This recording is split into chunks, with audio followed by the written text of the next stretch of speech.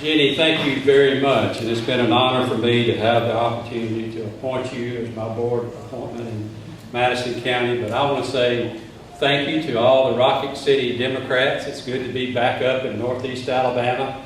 This is home. I worked in Huntsville many years ago and grew up across the mountain here in Fort Payne, Alabama, in DeKalb County, and it's always good to come back to North Alabama.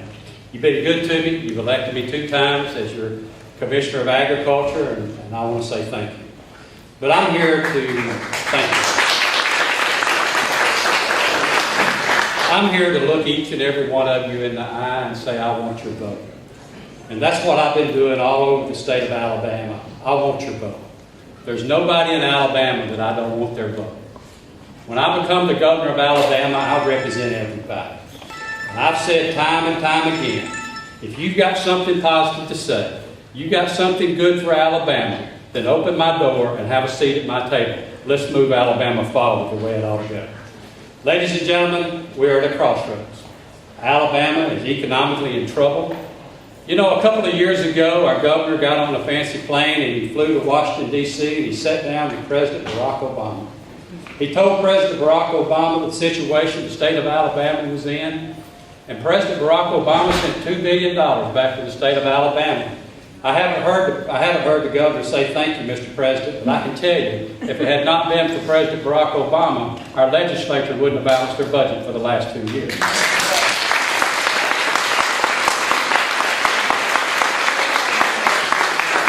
The bottom line is that money's gone. That money's no longer there, and our governor's going to go back to Clay County, and the children of Alabama won't be an issue with him any longer. The senior citizens of Alabama won't be an issue any longer. It's going to be an issue of the next governor of the state of Alabama. And that's why I've had the courage to step up to the plate and tell the people of Alabama, you'll let me governor. There's one thing I'll promise you. We're going to allow you to vote whether you want gambling in this state or whether you don't. And we're going to tax it, and we're going to use it for the Special Education Trust Fund and Medicaid. Bottom line, the state of Alabama... The state of Alabama is broke.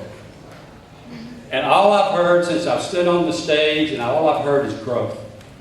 Ladies and gentlemen, how many children are we going to drop through the crack waiting on growth? How many senior citizens is not going to get the care that they deserve waiting on growth? Ladies and gentlemen, I understand growth. That's what I've been doing for the past 7 years. I've created jobs all across Alabama. Farmers continue to fight for farmers so they can farm the land. But ladies and gentlemen, I believe that every child in Alabama deserves voluntary pre-K. There's something wrong when Georgia can educate their millionth child in pre-K. And in Alabama, we educate 3,800 a year. It would take us 240 years to catch Georgia. And as governor, that's unacceptable to me. We're going to change Alabama, and we're going to change Alabama for good. And give every child an opportunity. Ladies and gentlemen, spending $1 on a child in pre-K is like spending $100 on a child that's 12 years old. Every child in Alabama deserves an education, no matter whether you live in Wilcox County or Mountain Brook, Alabama. That's why I stood up against charter schools. Ladies and gentlemen, I'm not prepared to spend one dime of public education money on charter schools that are only 15% successful. The people of Alabama deserve innovative schools all over the state of Alabama. That's what I'm going to fight for. We're going to get the Education Department and AEA are going to get their heads together. We're going to fill out that application. We're going to get part of that race to the top money. We're going to make all of our schools innovative schools. That's what the people of Alabama deserve. And ladies and gentlemen, not every child in Alabama will have the same opportunity.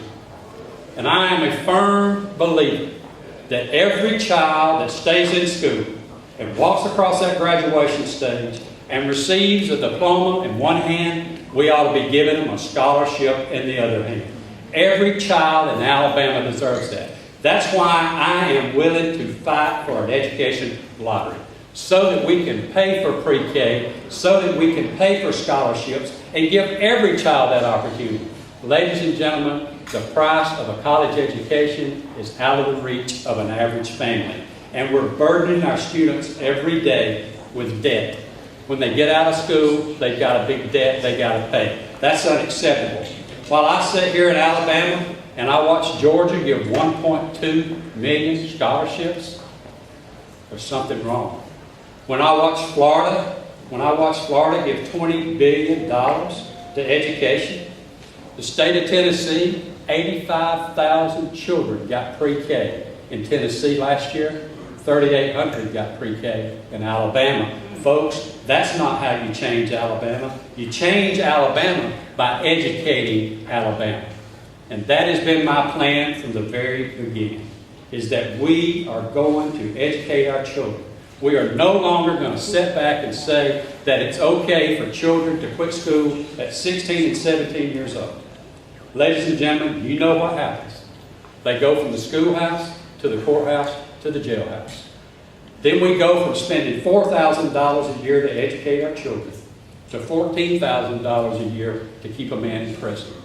My plan is to change that, because there is a stimulus package under the nose of every child in Alabama. That's a high school diploma. And we need to do everything in our power to make that happen. We need to change Alabama, and the only way you change Alabama is educate our children. I'm the guy that stepped up to the plate and says we need an infrastructure program.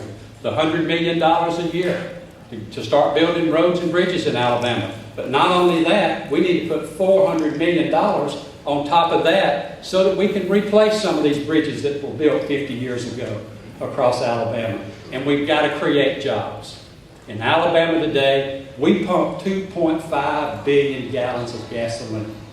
If only 10% of that was alternative fuel, that means we need 250 million gallons of alternative fuel. That's 5 alternative fuel plants that we need to open in Alabama today so that we can meet the needs of 10% of our gasoline. That creates jobs. That takes care of some of our wood products in Alabama. But folks, it has been a pleasure to get up every day and fight for the farmers of Alabama.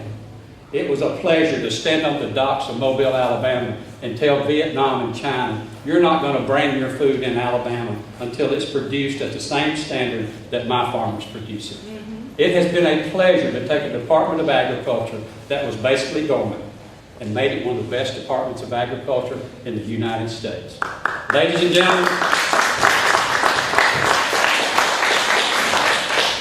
gentlemen, if you want to change Alabama, and you want to change Alabama for good, and you want to win in November, then I humbly ask for your vote, I humbly ask for your support, and we'll go through November like you've never seen before.